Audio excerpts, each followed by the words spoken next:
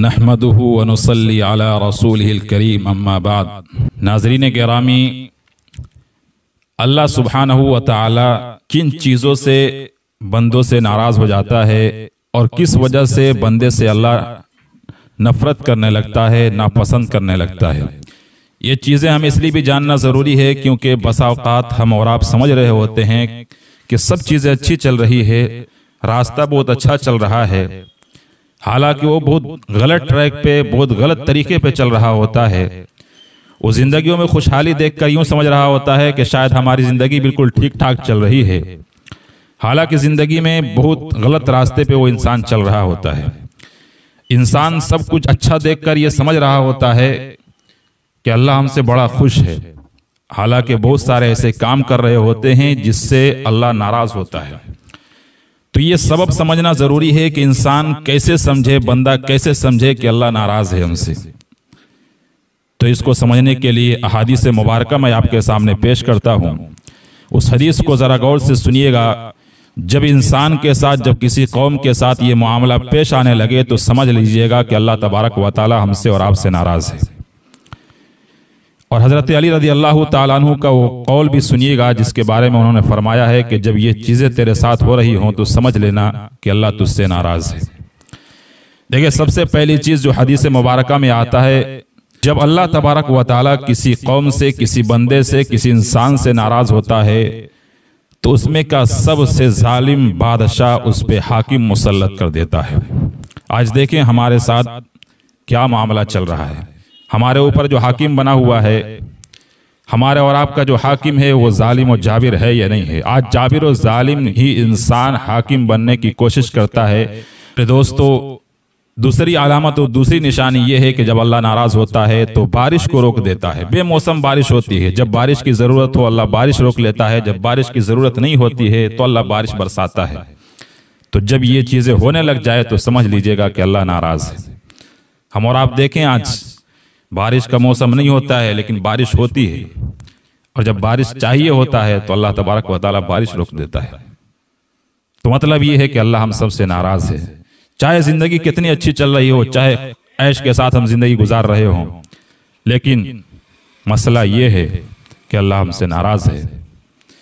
तीसरी चीज उसी हदीस के अंदर बताई गई कि अल्लाह के नाराज होने की तीसरी अलामत और तीसरी निशानी यह है कि इंसान जो कमाता है, जो उसके रिस्क होते हैं, उसके रिस्क से बरकत उठ जाती है, बरकत उसके रिस्क से खत्म हो जाता है। वो कमाता खूब है लेकिन बचता कुछ नहीं है, परेशान हाल रहता है, पूरे पूरे दिन, पूरे पूरे महीने कमा कर लाता है, सारा कुछ खत्म हो जाता है। एक निशानी और जो हजरत अली रज़ी अल्लाह तआला अन्हु ने बताए हैं वो ये है कि एक शख्स आता है हजरत अली रज़ी अल्लाह तआला अन्हु के पास और आकर कहता है कि हजरत अली बताएं तो सही हमारे साथ ये क्या हो रहा है। हजरत अली ने फरमाया, बताओ क्या मामला है। वो शख्स कहने लगता है कि मैं बड़े अच्छी जिंदगी गुजार रहा था, सब कुछ अच्छा चल रहा था, कारोबार अच्छा चल रहा था, लेकिन अचानक सब कुछ खत्म हो गया।